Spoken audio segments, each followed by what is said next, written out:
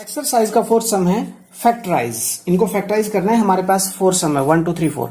ये सम हम एक क्लास में कर चुके हैं, बस उसी की रिवीजन दोबारा करवा रहे हैं। चलिए फिर भी सोल्व करके आपको याद करा देते हैं कि हमने वहां पे कैसे इसको सोल्व किया था। पहले देखिए कि क्वाड्रेटिक पोलिनोमियल है। क्वाड्रेटिक कौन सा होता है? जिसकी पावर 2 होती है। वो चैप्टर के शुरू में ही हमने आपको समझाया था, तो अब वहां जाके आप दोबारा रिवाइज कर सकते हैं कि क्वाड्रेटिक क्या होते हैं, लीनियर क्या होते हैं, क्यूबिक क्या होते हैं, या मोनोमियल, पोलिनोमियल या बाइनोमियल, ट्राइनोमियल क्या होते हैं। ये सब हमने चैप्टर की शुरुआत में बताया था। डिस्क्रिप्शन में दे देता हूं, अगर आप भूल गए हैं तो वहां से खोल के एक बार उसको रिवाइज कर लें। अब आते हैं फर्स्ट पार्ट में। फर्स्ट पार्ट है 12x² माइनस 7x प्लस 1। याद कीजिए, हम इसको पहले कंपेयर करते हैं ax² plus bx plus c के साथ, और फैक्टराइज करने के लिए हम देखते हैं कि a और c की मल्टीप्लाई आनी चाहिए, a और c की मल्टीप्लाई। और किसको फैक्टराइज करना होता है? हमें b को, b के पार्ट्स करने होते हैं। ये सिखाया गया था लोअर क्लास में भी। तो पहले मल्टीप्लाई देखिए क्या आएगी, a 12 एंड 1, 12 इंटू 1 12, ठीक है। और किसको फैक्टराइज करना है? -7 को। कीजिए -7 के ऐसे दो टुकड़े, ऐसे दो पार्ट कीजिए जिनकी मल्टीप्लाई 12y प्लस 12y। तो -7 को हम क्या लिख सकते हैं? -1 इंटू -6, तो ये तो आ गया 6। ये तो नहीं बनी बात भाई। -2 एंड -5, ये बन गया 10, ये भी नहीं बनी बात। अब करेंगे -3 एंड -4, 4 3 जा 12 और -1, तो ये हमारे दो वो पार्ट्स हो गए जिनकी हमें जरूरत थी। क्लियर? इसी तरह से आप कर सकते हैं। अब क्वेश्चन को हम सोल्व करेंगे। इसमें हमने आपको सिखाया था कि first term as it is रखते हैं। फर्स्ट टर्म क्या है? 12x², और थर्ड टर्म को भी एज इट इज रखते हैं। सॉल्यूशन ऐसे ही सिखाया था। ये हमारा रफ वर्क होता है, ये हमारा फेयर वर्क है।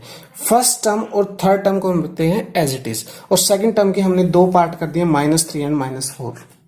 -3 एंड -4, इन दोनों के साथ लगेगा x, क्योंकि x भी है 7 के साथ।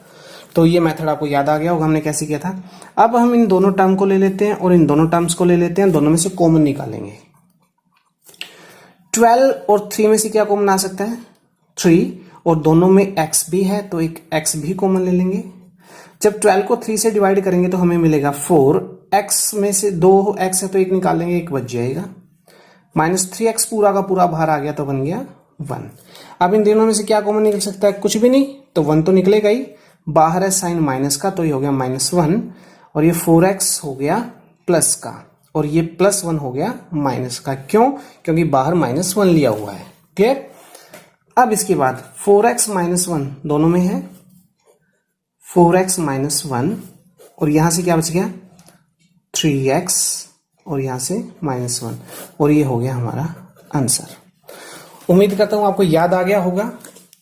अगर नहीं आता था तो आ गया होगा। अब इसी तरह हम करेंगे क्वेश्चन 2 3 4। ऐसे करते करते आपको सारा याद आ जाएगा और आप करना सीख जाओगे। ठीक है, सेकंड पार्ट करेंगे। 2x² plus 7x plus 3। अच्छा चलिए बताइए, मल्टीप्लाई कितनी आनी चाहिए? a और c की 2 इंटू 3 यानी कि 6 आनी चाहिए। फैक्टराइज किसको करना है? 7 को। पार्ट्स किसके बनाने हैं? 7 के। तो 7 की मल्टीप्लाई 6 कैसे? 1 इंटू 6। हाँ, 1 इंटू 6, तो 1 प्लस 6 7 हो गया, 1 इंटू 6 6 हो गया। तो फैक्टर क्या हो गए? 1 एंड 6। पार्ट हो गए 1 एंड 6। सोल्व करेंगे। First term as it is, third term as it is, 2x² plus 3, ठीक है। और 7 को क्या बना दिया हमने? 1 प्लस 6, दोनों के साथ x भी है। क्लियर? अब वही उठाएंगे उसी स्टेप की तरह, दो पार्ट, ये दो टर्म ले लेंगे। यहां से क्या कॉमन निकल रहा है? 2x, कुछ भी नहीं है तो हम इसको एज इट इज रख लेंगे। कुछ भी इसमें से क्या कॉमन दिख रहा है? कुछ भी कॉमन नहीं है, तो यहां से एक x कॉमन तो आ ही जाएगा। x² और x में से एक x तो कॉमन आ ही गया। यहां से बचेगा 2, 2 बार x था तो x, और इसमें एक x ही था, वही बेचारा बाहर आ गया है। ठीक है, तो 1 बचेगा, 0 नहीं बचेगी, ध्यान रखना है यहाँ पे। 6 और 3 में से 3 कॉमन आ जाएगा, तो 6 को 3 से डिवाइड करोगे 2x, और 3 पूरा का पूरा बाहर आ गया। ध्यान रखना यही टर्म रिपीट होती है, अगर ये नहीं होती है तो हम गलती कर रहे हैं, हमें रिवाइज करने की जरूरत है। Okay, next step, 2x plus 1 as it is, यहां से हो गया x और ये 3, ये हमारा आंसर हो गया। अब और ज्यादा क्लियर हो गया होगा। चलिए थर्ड पार्ट करते हैं। इससे और ज्यादा क्लियर हो जाएगा। 6x² plus 5x minus 6। चलिए आप देख के बताइए मल्टीप्लाई क्या आएगा a और c का, तो ये आया 6 इंटू माइनस 6 यानी कि माइनस का 36। यहाँ पे हमने आपको एक बात और बताई थी कि जब भी कभी मल्टीप्लीकेशन माइनस की हो तो जब बीच वाले के हम टुकड़े करते हैं तो इनमें से एक बड़ा होता है इससे। जैसे यहाँ पे था ना 7 से छोटे दोनों ही थे 1 और 6, यहाँ 7 से छोटे थे 3 और 4। क्यों थे? क्योंकि मल्टीप्लीकेशन प्लस की आई थी। जब मल्टीप्लीकेशन माइनस की आती है तो एक वैल्यू हमेशा इस b से बड़ा होता है, ये याद रखिएगा, ठीक है। चलिए b है हमारा 5 बनाएंगे टुकड़े। अब एक बड़ा होगा तो 6 में से अगर एक जाएगा तो 5 बचेगा, मल्टीप्लीकेशन आएगी -6 नहीं 7 -2, 7 में से 2 जाएगा तो 5 बचेगा और ये आ गया -14, नहीं बात बनी। उसके बाद 8 की 3 के साथ -24, देखिए नजदीक लगते जा रहे हैं, है ना। उसके बाद 9 एंड -4, ये आ गया -36। तो हमारे जो टुकड़े थे, जो पार्ट्स थे, वो क्या क्या हुए, वो बन गए हमारे 9 एंड 4 -4। चलिए सोल्व करते हैं। First as it is, okay, third भी एज इट इज, और बीच वाले के हो गए 9x एंड -4x। क्लियर। चलिए नेक्स्ट स्टेप में आते हैं। यहां से कॉमन निकलेगा 3 और यहां से x। आप बड़ी क्लास में इतना समझ ही गए होंगे। अगर कोई डाउट आती है तो आप मेरे को कमेंट करना, मैं इसको और ज्यादा एक्सप्लेन करके आपको बता दूंगा। यहां मैं मान के चलता हूं कि इतना तो आपको पता ही है कॉमन कैसे निकालते हैं।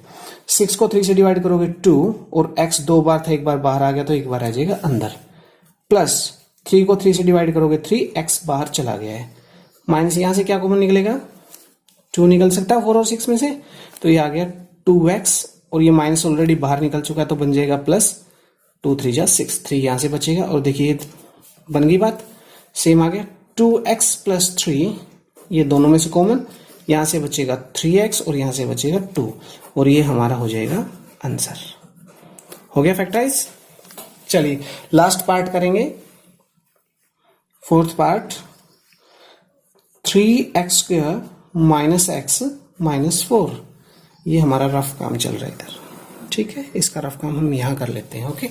तो मल्टीप्लाई कितनी आनी चाहिए, देखिए अभी 3 इंटू -4 यानी कि -12 आना चाहिए, और किसको करना है, -1 को। खुद ही दिख रहा है, 4 में से 3 जाएगा तो 1 बचेगा, तो खुद ही इसके टुकड़े हुए हैं। हम अलग से क्या करेंगे उसका, 3x² -4, ये क्या किया हमने, फर्स्ट और third term as it is रख ली।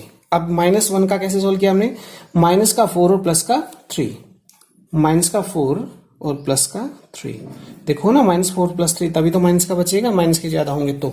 ये चीज थोड़ी सी यहाँ ध्यान देने की है, तो आप इसको अच्छे से समझ के तब करना। अब उठाएंगे दो टर्म, यहां से कुछ कॉमन है, 3 और 4 में कुछ कॉमन नहीं, यानी 1 है, और इन दोनों में से x कॉमन है, तो x हम बाहर रख देंगे। यह हमारा बचेगा 3x - 4, यहाँ कुछ भी कॉमन नहीं है तो 1 तो होता ही हर एक में है, 3x - 4, 3x - 4 रिपीट हो गया, तो इसको कॉमन ले लेंगे, यहां से बचेगा x और यहां से बच गया +1, और ये हो गया हमारा आंसर। उम्मीद करता हूं कि क्वाड्रेटिक पॉलिनोमियल को फैक्टराइज करना आप सीख गए होंगे। ये एक मोस्ट इंपॉर्टेंट टॉपिक भी है। क्यों है? क्योंकि 10th क्लास में पूरा का पूरा चैप्टर क्वाड्रेटिक इक्वेशन के ऊपर है, और हम यही सोल्व करना सीख रहे हैं क्वाड्रेटिक पॉलिनोमियल। तो इसको यहाँ पे सीखना इसलिए भी जरूरी हो जाता है। दूसरा कारण है, जो हम 5th क्वेश्चन करने जाएंगे उसमें इसका यूज होगा। अगर हम इसको कर पाएंगे तो वहां कर पाएंगे, नहीं तो हमारा 5th क्वेश्चन में हमें बहुत सारी प्रॉब्लम फेस होगी। तो इसको यहीं पे सोल्व करना सीखो, ताकि भविष्य में आपको कभी प्रॉब्लम आए ही ना। ठीक है, कोई भी डाउट आए तो आप मुझे कमेंट कर सकते हैं, मैं स्पेशली इसके ऊपर एक वीडियो बना दूंगा, ताकि आप इसको सोल्व करना सीख सको। वैसे इतना ज्यादा मुश्किल भी नहीं है, थोड़ा सा प्रैक्टिस आपको चाहिए और आप कर लेंगे आराम से, इतना विश्वास है मुझे। चलिए अब इसके बाद बढ़ते हैं क्वेश्चन नंबर 5 पर।